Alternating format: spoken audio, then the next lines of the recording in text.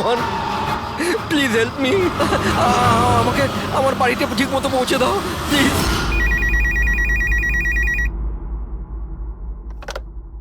Hello, CID bureau. Hello ma'am, ma'am please আমাকে help করুন। Ma'am, আমার স্বামী এই মুহূর্তে খুব বড় বিপদের মধ্যে আছে। কি স্যার, কি হয়েছেটা কি ওনার? ম্যাম, ওর প্রাণ সংশয় হয়েছে। কেউ ওকে মারতে চায়। ম্যাম প্লিজ ওনাকে বাঁচিয়ে নিন ম্যাম প্লিজ। উনি কি এখন আপনার সঙ্গেই আছেন? না ম্যাম, ম্যাম এই মুহূর্তে উনি ওনার গাড়িতে আছেন ওই সাব স্ট্যান্ড রোডের পাশে, পুরনো যে পোস্ট অফিস আছে ওখানে। আচ্ছা শুনুন ম্যাম, দেখুন আমাদের দুজন অফিসার ওই এরিয়াতেই আছে। আপনি আপনার গাড়ির ডিটেলসটা বলুন। হোয়াইট ব্যাস্টার আছে আর গাড়ির নাম্বার হলো 2536। ম্যাম ওনাকে আপনি বাঁচিয়ে তো নেবেন ম্যাম। আপনি চিন্তা করবেন না, আপনার হাজবেন্ডের কিচ্ছু হবে না। ওকে? প্রবীর, অভিজিৎকে ফোন করো আর ওকে গাড়ির ডিটেলসটা দিয়ে দাও। ওকে বলো যে ব্যাপারটা আর্জেন্ট।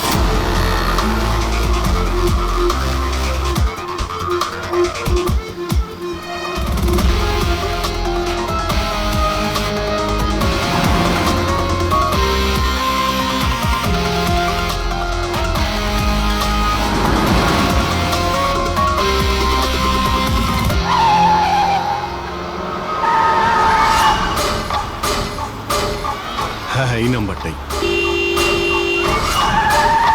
ও গাড়ি এইভাবে কেন চালাচ্ছে? এ তো অ্যাক্সিডেন্ট করে দেবে।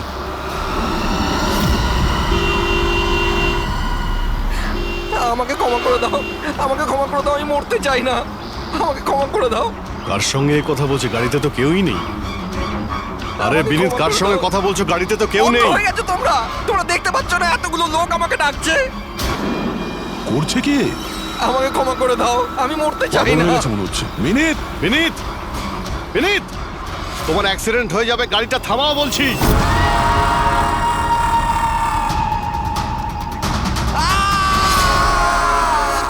আঙ্কেল, আমার সাথে খেলো না, খুব মজা হবে। বিনীত, গাড়ি থামাও, সাইডে দাঁড় করাও।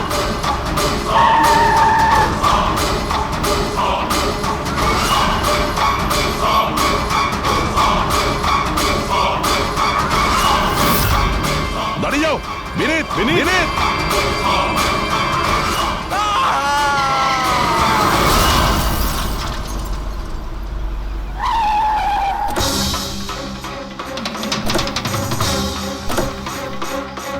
বিনীত,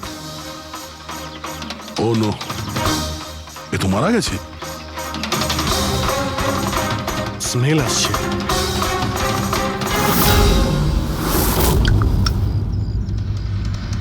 মদ।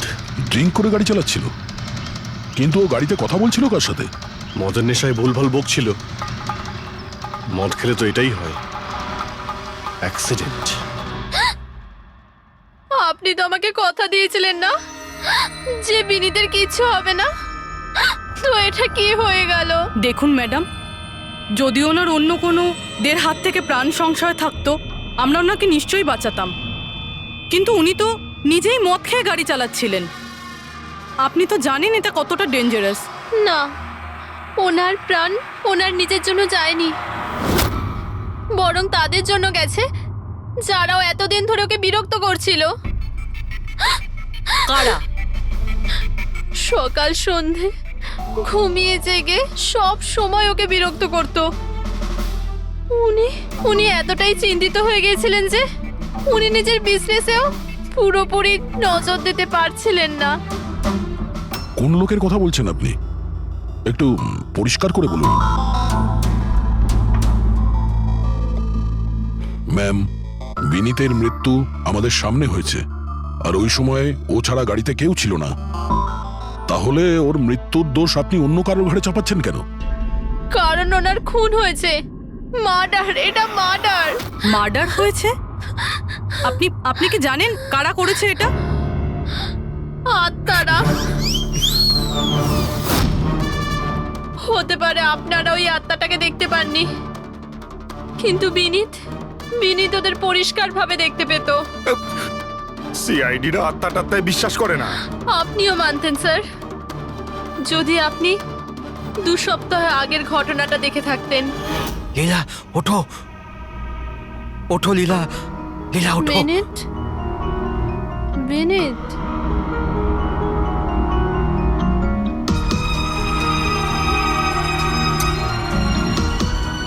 বিনীত,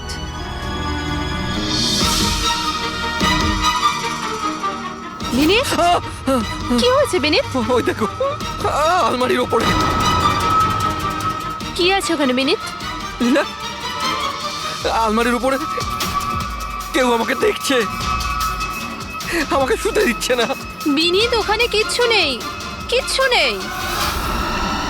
তুমি না নিশ্চয়ই কোনো খারাপ স্বপ্ন দেখেছো। চলো শোবে চলো। আমি কোনো স্বপ্ন দেখিনি। ওই দেখো এখনো দেখছে আমাকে। তুমি কেন দেখতে পাচ্ছ না? বিনীত, ওখানে কিচ্ছু নেই। তোমার শরীর ঠিক নেই বিনীত, চলো তুমি এসে শুয়ে পড়ো, চলো। কিচ্ছু নেই বিনীত, তুমি না খারাপ স্বপ্ন দেখেছো, তার জন্য এরকম হচ্ছে। সরি সরি, আমাকে ক্ষমা করে দাও প্লিজ। 1 মিনিট। আর এই বিনীত কি কারণে ক্ষমা চাইছিল? এটা তো আমিও জানি না স্যার। বিনীত কাজ কি করতো? স্যার ওনার কোম্পানি হসপিটালে মেডিকেল ইকুইপমেন্ট সাপ্লাই করতো। আপনি শিওর যে ওই বিনীতকে খুন আত্মাই করেছে? স্যার আমার আগে তো এটা মনে হয়নি, কারণ না তো আমি কোনোদিন কোনো আত্মা দেখেছি আর না কোনোদিন কোনো আওয়াজ শুনেছি। কিন্তু পরে আমার বিনীতের কথাই বিশ্বাস হতে লাগলো যে ও সত্যি কথা বলছে।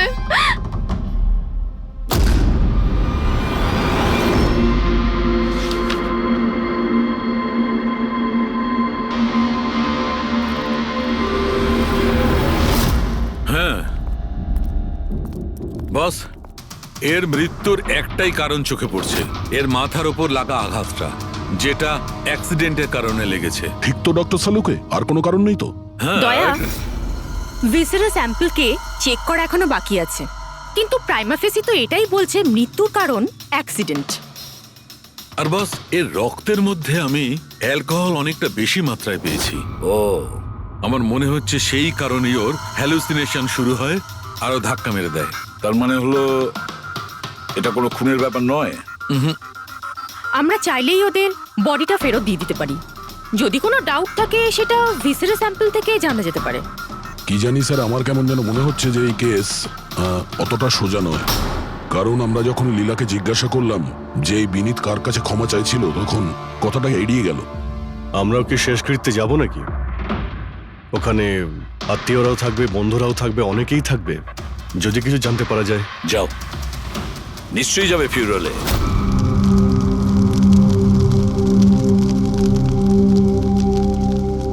ঠিকই হয়েছে, মরে গেছে। খারাপ লোকেদের সাথে এটাই হওয়া উচিত। তুমি একদম ঠিক বলেছ, এই ধরনের লোকের এরকমই মৃত্যু হওয়া উচিত। ব্যাস, আর ওই দিনটার অপেক্ষা করছি যেদিন ওই দুজনেরও চিতা জ্বলতে দেখব। ওই দিন আমি তোমাদের দুজনকে অনেক বড় পার্টি দেব। কি সমস্যা কি তোমার? হ্যাঁ, এখানে একটা শোক পালন করার জায়গায় উৎসব পালনের কথা বলছো তোমরা? কেন করব না উৎসব? আরে আসল উৎসব তো সেদিন হবে যেদিন এই দুজনেরও চিতা জ্বলবে। ওরা দুজনে চিতায় উঠুক কি না উঠুক, তুমি সিআইডি রাতে ঠিকই আসবে। স্যার, আপনারা যদি সিআইডির লোক হন তাহলে অপরাধীদের সাহায্য করার বদলে আমাদেরকে ন্যায় বিচার দেওয়া উচিত। 1 মিনিট। কি বলতে চাও পরিষ্কার করে বলো। স্যার, আমার নাম পুনিত, আর আমার বাবা পার্পল হসপিটালে ভর্তি ছিল। ভেন্টিলেটরে ছিলেন। ডাক্তারবাবু, নার্স, ডাক্তারবাবু কোথায়? Relax. আমার বাবা মারা যাবে এক্ষুনি। প্লিজ ডাক্তারবাবুকে বলুন। কি হয়েছে? কেন চিৎকার করছেন? চিৎকার করবো না তো কি করবো? আমার বাবা ওখানে মারা যাচ্ছে, আর আপনাদের স্টাফ এখানে বসে মাছি মারছে। আপনি আগে শান্ত হন প্লিজ। আপনি পেশেন্টের কাছে যান, আমি দেখছি। তাড়াতাড়ি করুন প্লিজ। হ্যাঁ, ম্যাম, একটা ঘটনা ঘটে গেছে। কি সমস্ত হয়েছে? ভেন্টিলেটর এক এক করে বন্ধ হচ্ছে। কি?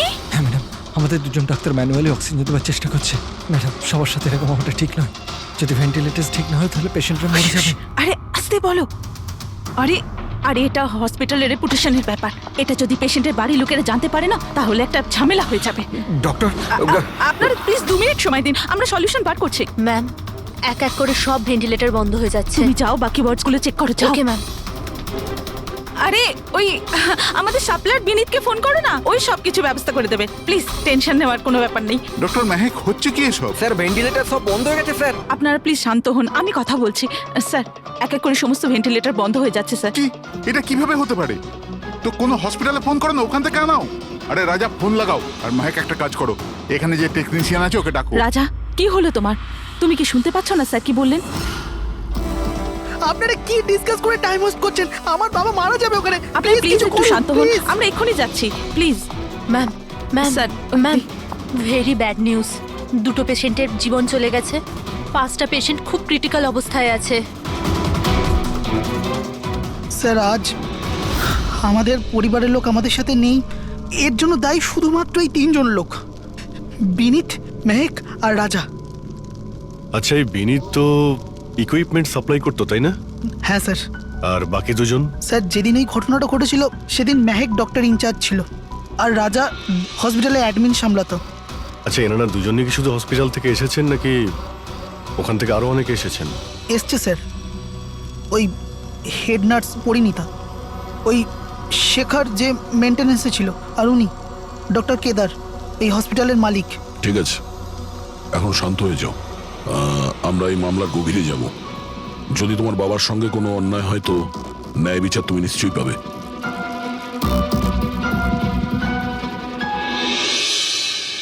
এখন বুঝতে পারছি বিনীত ক্ষমা চাইছিল কেন। আমাকে ক্ষমা করে দাও, আমি মরতে চাই না, আমাকে ক্ষমা করে দাও। আর এটাও বুঝতে পারছি যে বিনীতের মৃত্যুতে সবাই এত খুশি কেন।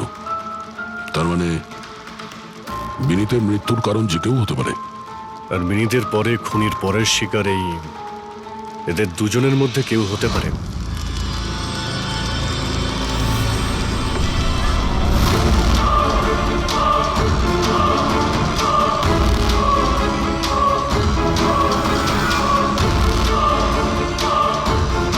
আমাকে ক্ষমা করে দাও।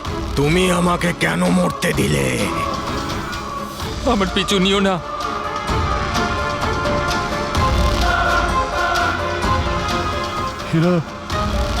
এরা কথা কার সঙ্গে বলছে? আমার পিছু নিও না। আর সেই কাল্পনিক লোকগুলোর সঙ্গে যার সঙ্গে বিনীত কথা বলছিল। চাইলে তুমি আমাকে বাঁচাতে পারতে, কেন মরতে দিলে আমাকে? এবার তুমিও মরার জন্য তৈরি হয়ে যাও। আর এই মহিলারও একই কেস মনে হচ্ছে। ছাড়, ছাড় আমায়, ছাড় আমায়, আগুনের দিকে টানিস না। আমার কোনো দোষ নেই এতে। ছাড়, ছাড়, ছাড়, এই, ছাড় আমায়, ছাড় এই। আমায়, ছাড়, ছাড়, টানিস না আমায় আগুনের দিকে, ছাড়। আরে কি করছো নাকি? কি করছো? এদিকে এসো। আরে তুমি কি করছিলে? হ্যাঁ, আমি একটু ডিস্টার্ব আছি, এতে আপনারা কি করবেন?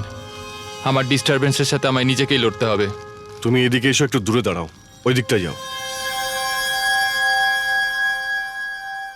তাহলে অনেক লোক আছে যারা বিনীতের মৃত্যু সংবাদ শুনে আনন্দিত। হ্যাঁ হ্যাঁ স্যার। আর এখন ওরা মেহেকার রাজার মৃত্যুর খবর শুনতে চাইছে। রাজা আর মাহাকের ব্যবহারটাও খুব একটা নর্মাল লাগছিল না স্যার, অনেকটা ভয়ে ভয়ে ছিল স্যার, বিনীতের মতো। স্যার ভিসারের স্যাম্পলের রিপোর্ট চলে এসেছে। গুড। কোনো গন্ডগোল আছে? হ্যাঁ, একজন সাধারণ মানুষের রক্ত যতটা লাল হয়, বিনীতের রক্ত তার থেকে অনেক বেশি লাল ছিল। ও, এখন বুঝতে পারছি যে বিনীত কেন আত্মা দেখতে পেল। কেন স্যার? পুরবী, মানুষের রক্ত যখন সাধারণের থেকে অনেক বেশি লাল হয়, তার মানে এইটা দাঁড়ায় যে ওই মানুষটি অনেক বেশি দীর্ঘ সময় ধরে কার্বন কম্পাউন্ডের সংস্পর্শে ছিল। আর এই কার্বন কম্পাউন্ডের কারণেই ওর হ্যালুসিনেশন হতো ভীষণ ভাবে। তার মানে কেউ জেনে শুনে বিনীতকে ওই কার্বন কম্পাউন্ডের সংস্পর্শে এনেছিল, যার ফলে বিনীতের মানসিক অবস্থা খারাপ হয়ে গেল আর ওর মৃত্যুর কারণও হয়ে গেল। স্যার, এই খুনি এই কার্বন কম্পাউন্ড পেল কোথায়? এই আমাদের আশেপাশেই সব জায়গায় কার্বন কম্পাউন্ড ছড়িয়ে আছে। মডার্ন জীবনে আমরা যতগুলো মেশিনারি ব্যবহার করছি, ওই সবগুলো, প্রায় সবগুলো কার্বন কম্পাউন্ড ছড়ায়। হ্যাঁ, যে কেউ মেশিনের উপর এরকম কারুকার্য করে এটা করতেই পারে, তার মানে বিনির গাড়িতে বসার আগে এরকম কোনো কেমিক্যালের সংস্পর্শে এসেছিল, যার জন্য ওর এইসব হ্যালুসিনেশন এইসব হচ্ছিল স্যার। ঠিক কথা বস, গাড়িটার এক্সস্ট সিস্টেমটা চেক করতে হবে। গন্ডগোলটা ওখানেই হয়েছে।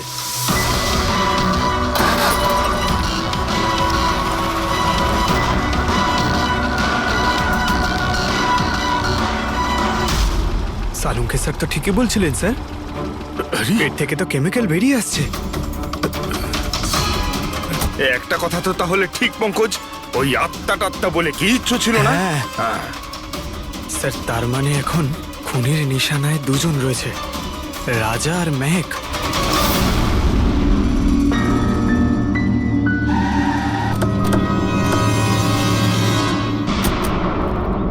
শ্মশানে রাজার ব্যবহারটা খুব একটা ঠিক ছিল না, এখনো ওর মানসিক অবস্থা ঠিক নয়। আরে স্যার, দরজা তো খোলা।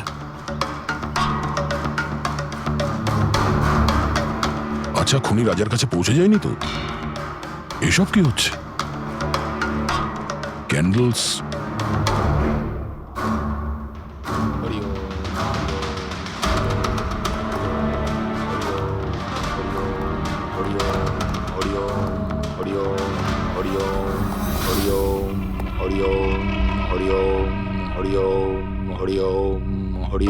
রাজা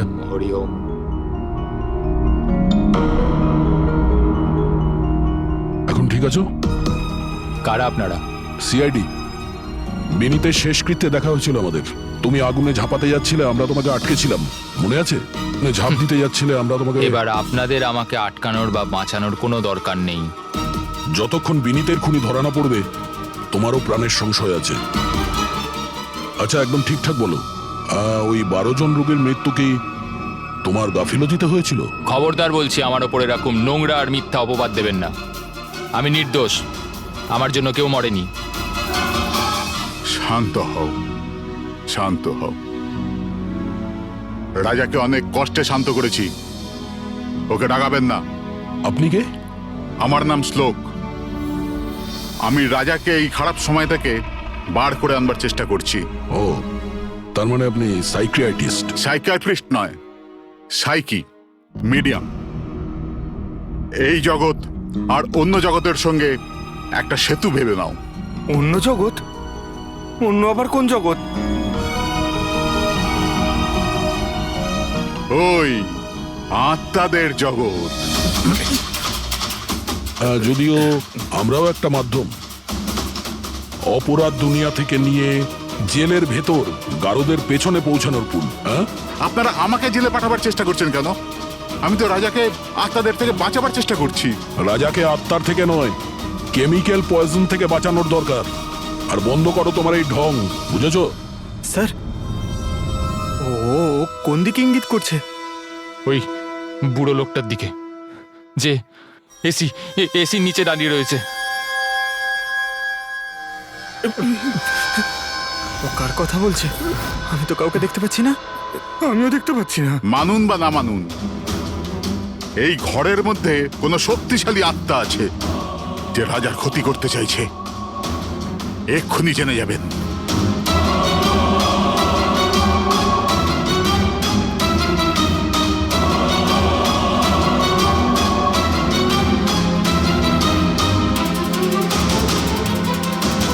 মিটার দিয়ে আত্মা দেখা যাবে?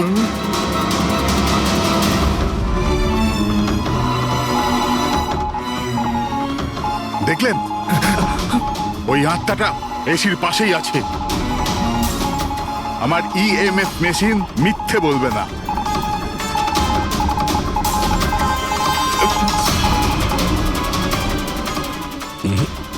তবে আমাদের ওই মিটার ভুল হতে পারে না, বুঝলে?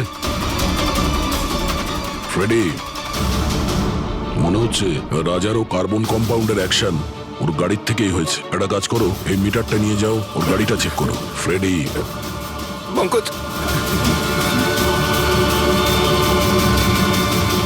তাহলে বলো, তুমি বিনীতের ফিউরিনালে কি দেখেছো? আমি কাউকে দেখিনি, আমি কিছু দেখিনি। মিথ্যা কথা বলো না। যদি কিছু দেখেই না থাকো তাহলে পালালে কেন? আমি মিথ্যে বলছি না, আমি সত্যি কাউকে দেখিনি। আচ্ছা, হাসপাতালে যে 12 জন মারা গিয়েছিল সেটা কি তোমার গাফিলতির জন্যই হয়েছিল? আমার গাফিলতিতে? দেখুন, আমার দ্বারা যতটা সম্ভব আমি সব চেষ্টা করেছি। আমি ডাক্তার কেদারের সঙ্গে কথা বলেছিলাম, কিন্তু উনি তো কোনো অ্যাকশনই নিলেন না। তাহলে আমি আর কি করতে পারি? আচ্ছা, তার মানে হলো এটা ডক্টর কেদারের ভুল। ওনার থেকেও তো বেশি দোষ ছিল ওই রাজা।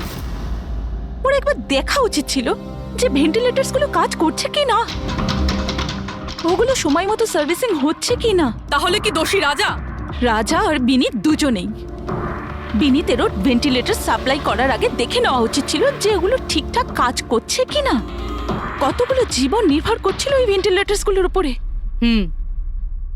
মনে হচ্ছে রাজা আর বিনীতের জন্য তোমার মনে অনেক রাগ আছে। বিনীতের মৃত্যুতে নিশ্চয়ই খুশি হয়েছো তুমি? এটা কি বলছেন আপনি? একদমই না। আমি একজন ডক্টর, আর আমার কাজ হলো একজন পেশেন্টের জীবন বাঁচানো। কারণ মৃত্যুতে আমি কি করে খুশি হব?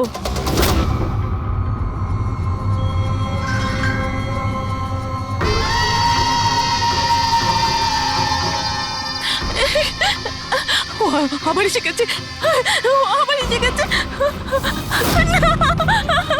কিন্তু কিন্তু এখানে তো কেউই নেই। পিছনে। আরে এখানে কেউই নেই। দেখো, তুমি ভয় পেও না। যতক্ষণ আমি আছি তোমার কিছু হবে না, ঠিক আছে?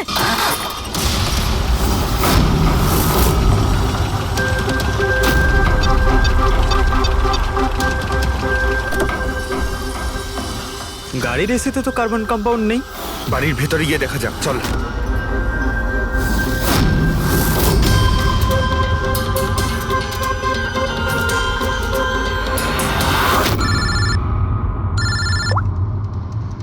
হ্যাঁ পূরবী,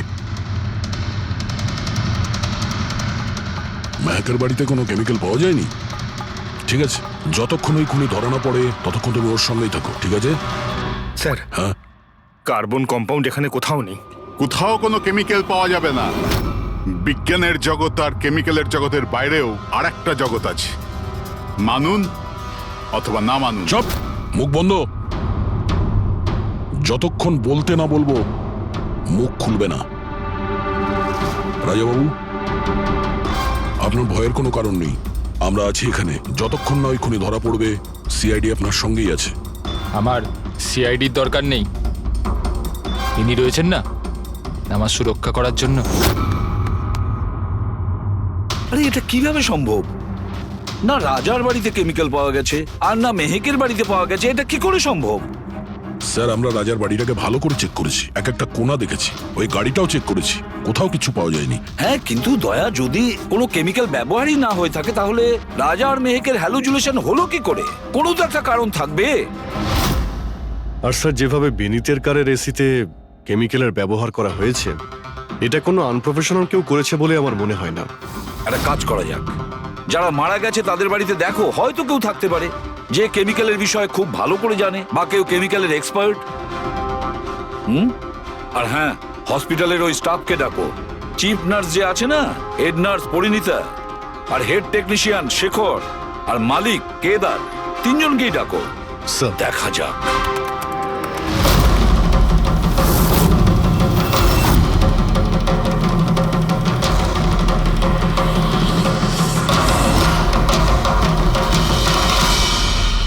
তোমার নাম শেখর, তাই তো? Yes sir. হসপিটালের হেড মেকানিক, মেইন টেকনিশিয়ান। তার মানে হসপিটালে যদি কোনো মেশিনে প্রবলেম হলে সবার প্রথমে তোমার কাছে খবর আসে। হ্যাঁ স্যার, ঠিক। তাহলে হসপিটালের ভেন্টিলেটর খারাপ ছিল সেটা তুমি জানতে না? স্যার, প্রথম থেকেই জানতাম। তাহলে কেন কিছু করনি?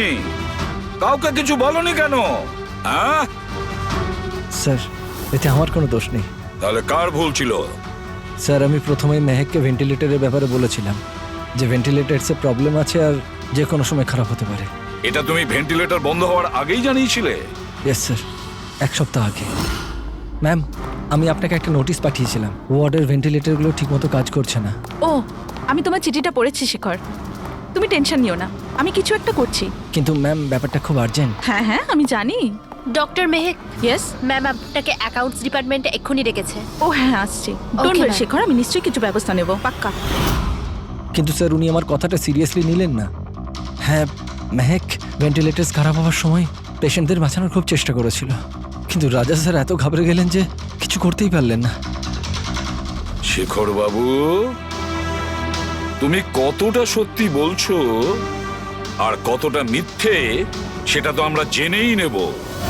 স্যার মেহেকের কোনো ভুল ছিল না, ও ভেন্টিলেটর খারাপ হওয়ার কথা আমাকে প্রথমেই বলে দিয়েছিল। তারপর আপনি কি করলেন? স্যার আমি হসপিটালের অ্যাডমিন হেডকে বলে দিয়েছিলাম, রাজাকে, কারণ হসপিটালের যতগুলো মেশিন আছে সেগুলো দেখাশোনার দায়িত্ব অ্যাডমিন হেডেরই। তাহলে এই সমস্ত কিছু আপনি রাজাকে বললেন আর আপনার দায়িত্ব শেষ হয়ে গেল। আপনি তো এই হসপিটালের মালিক, তাই না? তাহলে এভাবে দায়িত্ব শেষ হয়ে যায় কি করে আপনার? স্যার আমি আমার দায়িত্ব পালন করেছি, সেই জন্য তো আমি নিজে গিয়েছিলাম রাজার কেবিনে। রাজা। হ্যাঁ স্যার। এসব কি করছো? আরে এগুলো দরকারি নয়, এতগুলো রোগীর শ্বাস প্রশ্বাস ভেন্টিলেটরের সাহায্যেই চলছে, আর তুমি এখানে বসে আছো। আরে কিছু করো। হ্যাঁ স্যার, আমি এক্ষুনি সাপ্লাইয়ের সাথে কথা বলে ভেন্টিলেটর চেঞ্জ করে দিচ্ছি। প্লিজ প্লিজ তাড়াতাড়ি করো। স্যার আমি বুঝতে পারছি না যে ও ভেন্টিলেটর কেন পাল্টালো না। আমি অবাক হচ্ছি স্যার যে কেউ কেদারবাবুর দিকে আঙুল তুলছেন না। সবাই রাজা, বিনীত আর মেহেকের পিছনে পড়ে আছে। সেটাই তো, হসপিটালের মালিক না কেদার বাবু? তাহলে এই সমস্ত কিছুর দায়ভারও কেদার বাবু আপনার। কিন্তু স্যার এবার আমি নিজে গিয়ে তো ঠিক করতে পারি না ভেন্টিলেটর। স্যার আমার কাজ হলো কনসার্ন ডিপার্টমেন্টকে ইনফর্ম করা, আর আমি সেটা করে দিয়েছিলাম। বরং আমি বিনীতের সঙ্গে নিজে কথা বলেছিলাম। আমি ওকে বলে দিয়েছিলাম যে যদি এগুলো রিপেয়ার করা যায় তো রিপেয়ার করুক, না হলে চেঞ্জ করে দিক, কিন্তু কোনো অ্যাকশনই নিল না। এ কোনো অ্যাকশন নেয়নি, সে কোনো অ্যাকশন নেয়নি, আপনি কি অ্যাকশন নিয়েছিলেন? আর দোষ দিচ্ছেন বিনীতকে, যে কিনা মারা গেছে, বা রাজার, যে উত্তর দেওয়ার পরিস্থিতিতে নেই। স্যার যেটা সত্যি ছিল ওটা আমি আপনাদের বলে দিলাম, সেটা এবার মানবেন কি মানবেন না স্যার আপনাদের ব্যাপার। পরিণীতা স্যার। হসপিটালের হেড নার্স, তাহলে তুমি হসপিটালের ব্যাপারে নিশ্চয়ই সবকিছু জানো। হ্যাঁ স্যার। তাহলে এবার সত্যি করে বলো, এই যা কিছু হয়েছে কার গাফিলতির কারণে হয়েছে? তাড়াতাড়ি বলো। হ্যাঁ স্যার, বলছি। আমার সাথে বিশ্বাসঘাতকতা করার চেষ্টা করো না রাজা। আর হ্যাঁ, যদি মেশিনে কোনো ফিজিক্যাল ড্যামেজ থাকে তাহলে সেটা ওয়ারেন্টিতে আসে না। যদি তোমার নতুন ভেন্টিলেটর চাই তাহলে তোমাকে পুরো কস্ট পে করতে হবে, বুঝেছো? আমি তোমার থেকে বাজে লোক আজ অব্দি আমার জীবনে দেখিনি। এবার থেকে না তো আমাদের হসপিটাল তোমার থেকে কিছু কিনবে, না তো শহরের আর কোনো হসপিটাল। শোনো, এসব হুমকি অন্য কাউকে দেবে। তুমি জানো না আমি কে, যা করার করে নাও।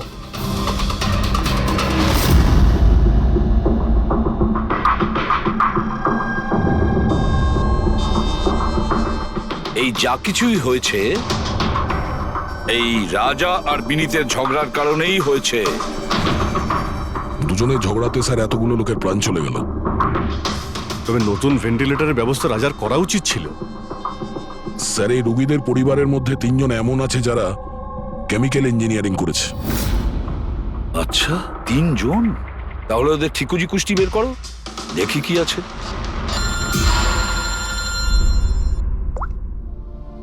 Hello ACP Pradyuman. হোয়াট? ঠিক আছে, আমরা এক্ষুনি পৌঁছচ্ছি। কি হয়েছে স্যার? রাজা মারা গেছে।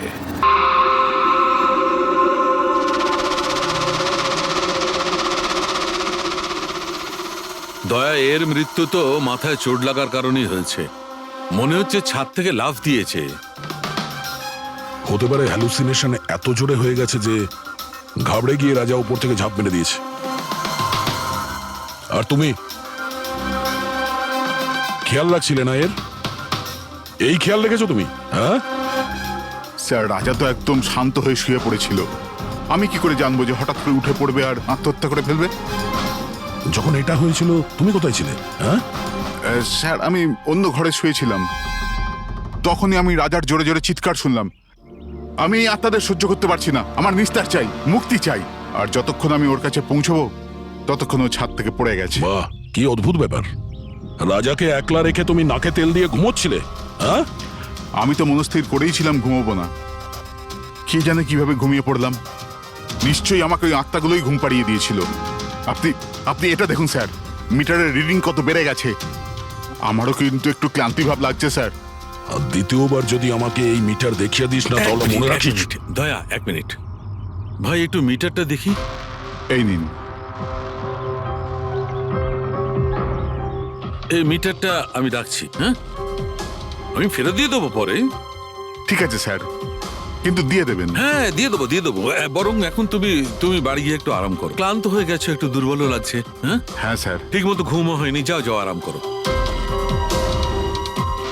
এটা কি ডক্টর সালুকে? ওকে যেতে দিলেন আর এই মিটারটা রেখে দিলেন? দয়া, এই যে মিটারটা না, এটা খুব কাজের জিনিস।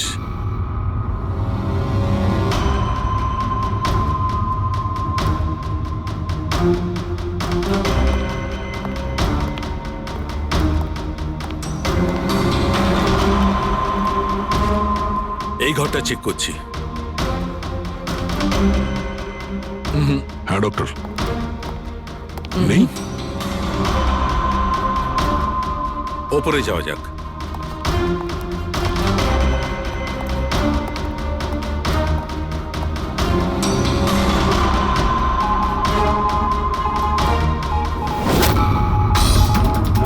আরে সালুঙ্কে স্যার, সাবধানে।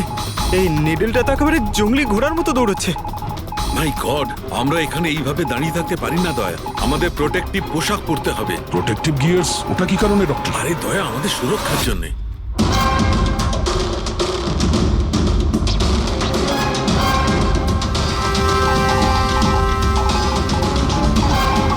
এই দেখো, সবচেয়ে বেশি মিটার রিডিং এখানেই পাওয়া যাচ্ছে, এই এসিটার নিচে। মনে স্যার ওই পঙ্কজ, খবরদার যদি আত্মার নাম নিয়েছো। স্যার, এই মিটারটা কোন দিকে ইঙ্গিত করছে? বলছি, বাইরে চলো।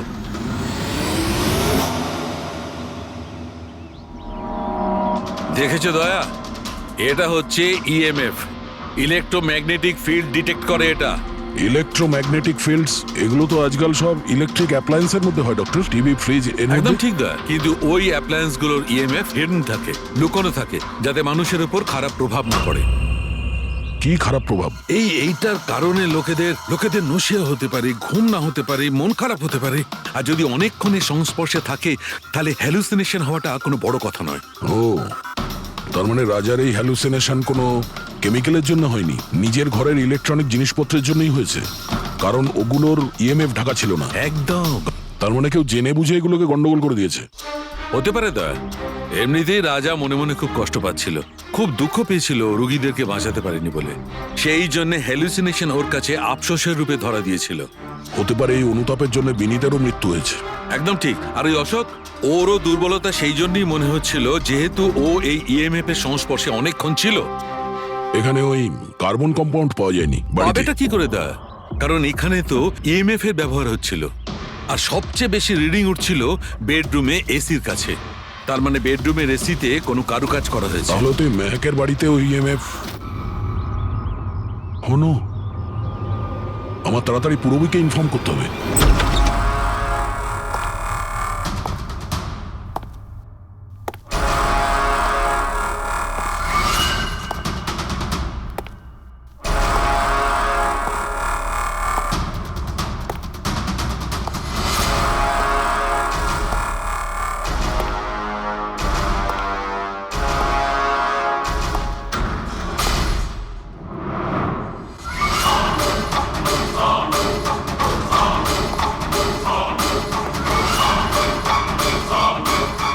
আমাকে একবার মেরে শান্তি হয়নি তোমার?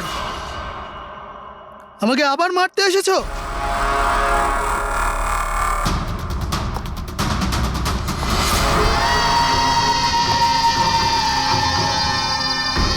তুমি?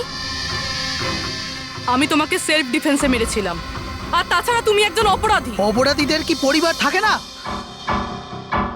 তোমার জন্য আমার মেয়ে অনাথ হয়ে গেছে, আর এই রক্ত দেখছো,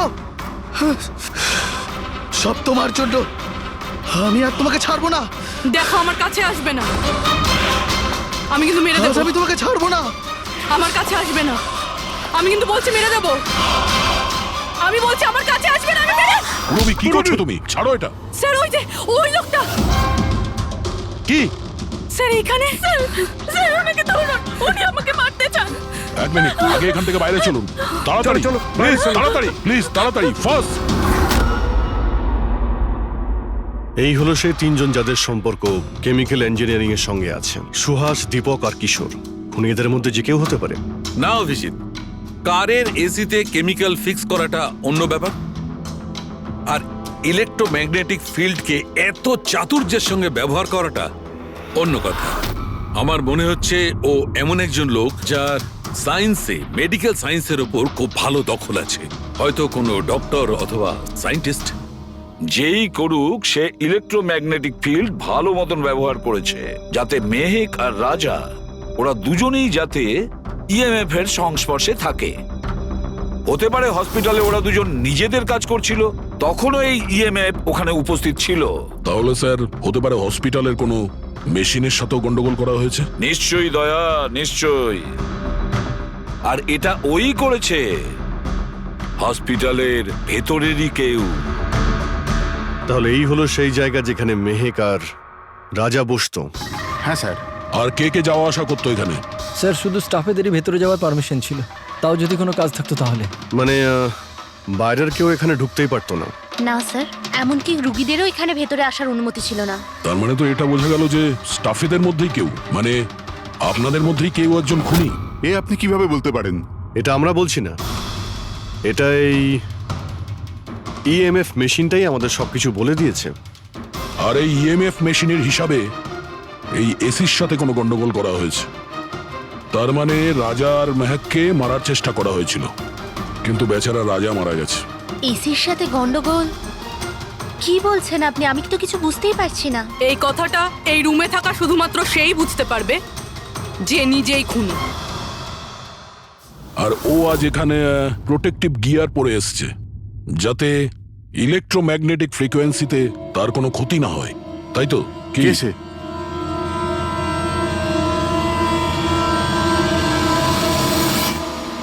এদিকে এসো।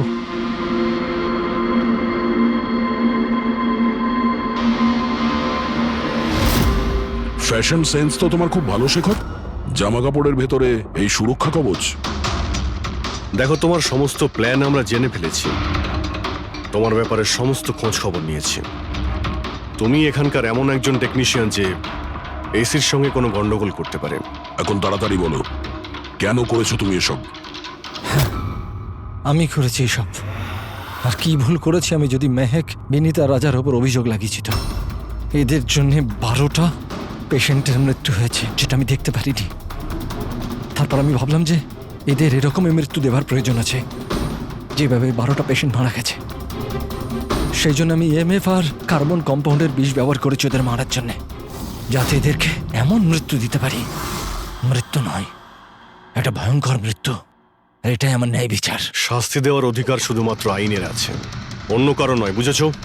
তুমি জানতে যে এই কেমিক্যাল ব্যবহার করলে ওদের হ্যালুসিনেশন হবে, ওই মারা যাওয়া রোগীগুলো ওরা সামনে দেখতে পাবে, যার জন্য ও পাগল হয়ে যাবে, তাই তো?